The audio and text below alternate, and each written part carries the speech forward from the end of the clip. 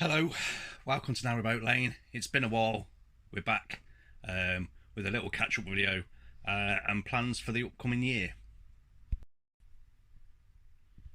Right, fitted the stove last year, October, early November.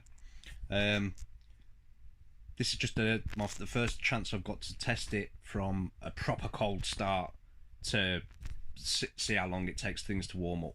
So we're a bit all over the place because, as you know, I do these things ad hoc. I don't do planning. I'm not a professional filmmaker, but stick with us. How are we doing then? Right. It's now 8.1 degrees, which is bloody cold in here. I can't quite see my breath, but yeah, freezing. I've just lit a fire in a cold stove. I've put lots of lovely fuel in there. So that's roaring away. So this will be my first real test from proper chilly to toasty on the boat. As you can see, it's 1:45. I have just got up, but that's because I'm in training because I've got a new job on nights. So I'm going to bed late and getting up quite late. But yeah, we'll see how that goes. 8.1 degrees, 1:45. So there we go, 15 minutes in, and we're already 1.5 degrees warmer in here, which doesn't sound a lot, but it is noticeable. Either that or I'm getting used to the chill. But yeah, definitely can't see my breath anymore. Let's see how we keep going.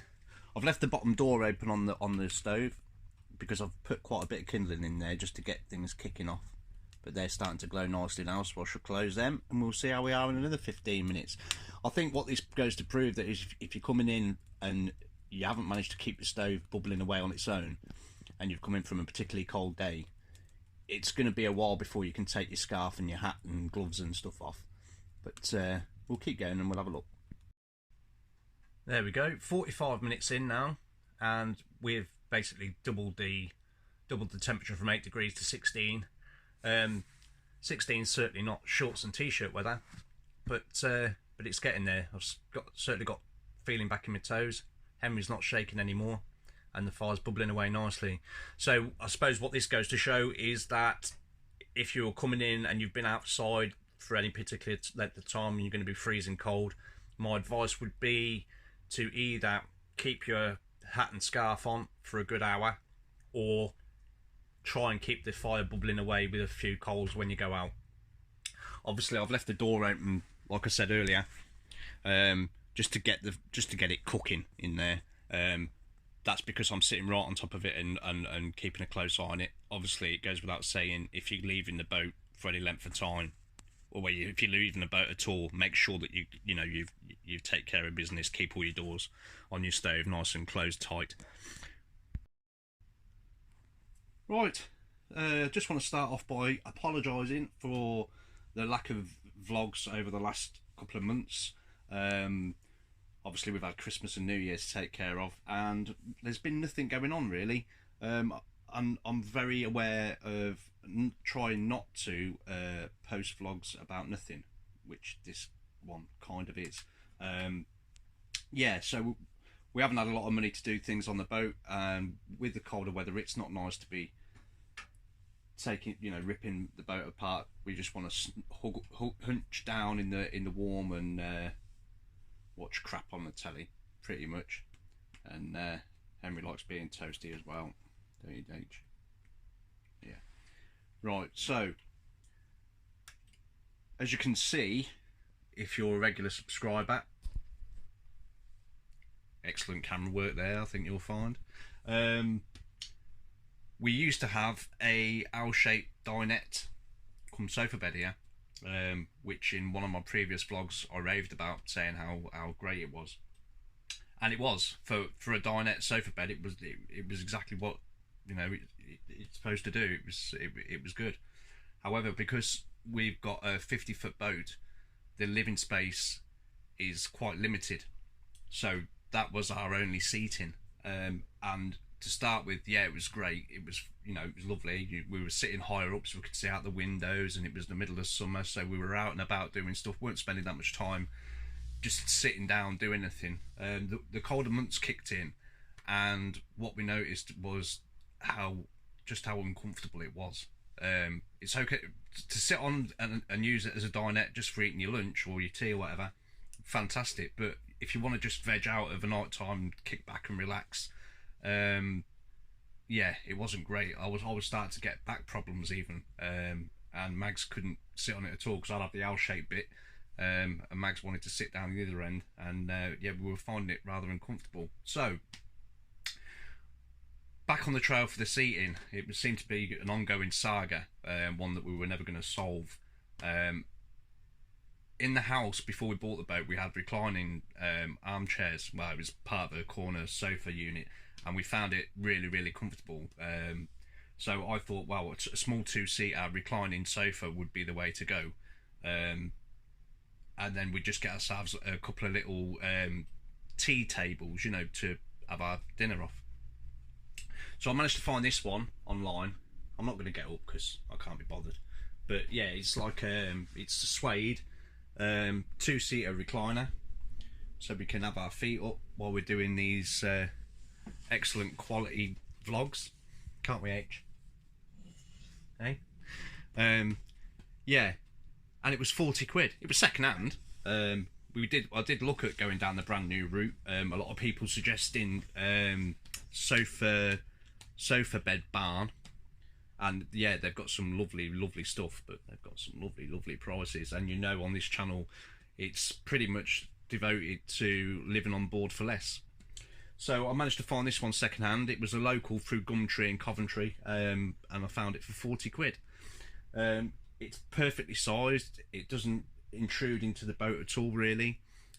Super comfortable, you just sink into it, it's lovely. Suede doesn't really work with a dog, but you know, it's one of them. We live on a boat, it's not going to be pristinely clean every day of the week. The good thing about it was it divides into quarters, so the base come into two halves and the backs come off. So transporting it and getting it onto the boat was a piece of cake. So you know, it solved that problem as well. And now of a night time when we get home from work, we've got the fire going, and it's just delightful, it really is. The practicalities of it, sitting down, we've got the telly directly to the, let me just spin you around, another exhibition of brilliant camera work. We've got the telly up in the corner on the wall, so when I'm sitting here of night time, because this is my spot, next to the fire, I'm sitting like this to watch the TV all the time, and I've noticed I've started to get a pain in the neck. Don't watch so much TV, you'd probably say, but yeah, so I'm planning on either dropping the TV down so it's at a more ergonomical position to watch the TV, because eventually I will be building a corner unit over there for like the entertainment stuff and whatnot. Yeah, but other than that, 40 quid, absolutely fantastic, great nick. It was lovely and clean when we got it. It's covered in dog hair and that now, but you know, can't be helped. Yeah, so that's the big change since you last seen us. The stove, since we fitted it, again you find that in the previous vlog, has been performing outstandingly. It really has. I know people, you know, there's two schools of thought. People don't like them because of the mess, and I will say, you know, especially round by the stove where you're pulling the ash pan out and all that, you know, it can get a bit messy, but you just sweep it up, hoover it up. It's not a biggie, and it's keeping us beautifully warm. I mean, this time last year we had the gas central heating, and we had a little oil filled electric radiator, and that's seen us through. But we were spending a hell of a lot of money on gas. And the electric bill when it came in, because we get a electric bill from the marina once a quarter, you know, on the meter, and it was scary. But this year we're probably spending, I know it's not been properly cold yet, it's a bit nippy today, it's the first nippy day we've had, but yeah, it's first properly cold day today. I've woke up, I've come in here, it was 8 degrees. I know that's not like freezing cold, but it's enough to make you uncomfortable. The stove hadn't been on, the fire hadn't been on, so it was a cold fire, and we're lighting it from a cold fire to, where are we now? it's gone up 6.5 degrees, so it's 15 degrees in here at the moment, and finding it reasonably comfortable. But then again, I am sitting on top of the stove, but it's performing really well, and we're spending probably £9 a week on coal. When you compare that to last year, we were spending £28 every 4 days on gas, just to try and keep us comfortable. It's a no-brainer. Obviously, we can get the price of that down a lot more. There's a few things you can do. You can buy in bulk. You can go foraging for logs, etc. That might be something to do during the summer, I think. Well, late summer, early autumn. Start when we're out on our cruises, start stocking up the old logs and that. But yeah, no, it's great. Plans for 2019. I've just started a new job. Well, I say I've started it. I've got a start date, which is going to afford me to do all the jobs on the boat that I was going to have to save up for. I can crack on and get a lot of them done. I want to get a new calorifier, because at the present the one we've got hasn't got an space for an immersion heater, and I want that because we spend 95% of our time on shoreline, so it just makes sense rather than burning gas away to heat up for our showers. I can run the engine and get hot water from the engine, but what we noticed last year when we were going out cruising, we'd have to cruise for a good 4 hours for it to get nice enough for a shower. Don't ask me why, I don't know the ins and outs of it. On my plumbing and heating systems, I've got no clue on, but that's the case. So an electric immersion might be nice. Yes, that's got to get changed. The bathroom's getting put back. At the moment we've got a walk-through bathroom, as my regular viewers will know. That's going back into a corridor with a separate bathroom, just to give us that corridor where in the walk-through bathroom at the moment is where the side hatch is, which makes it redundant, because unless you're quite happy to sit on the loo waving at passers-by. So that's getting done. Bedroom's getting decorated, and also the other thing, you know me, I do something and then a few weeks later I think, well, no, I don't like it. In one of my previous videos, I don't know whether you can pick them up, but I drilled about 500 holes in the ceiling and installed solar powered LEDs. And when I first done it, I thought it looked really good, and it does of a night time, but during the winter the solar hasn't got enough time to charge the lights, so they're only on for a couple of hours and then they're off again anyway, and I can't live with all those holes in the ceiling.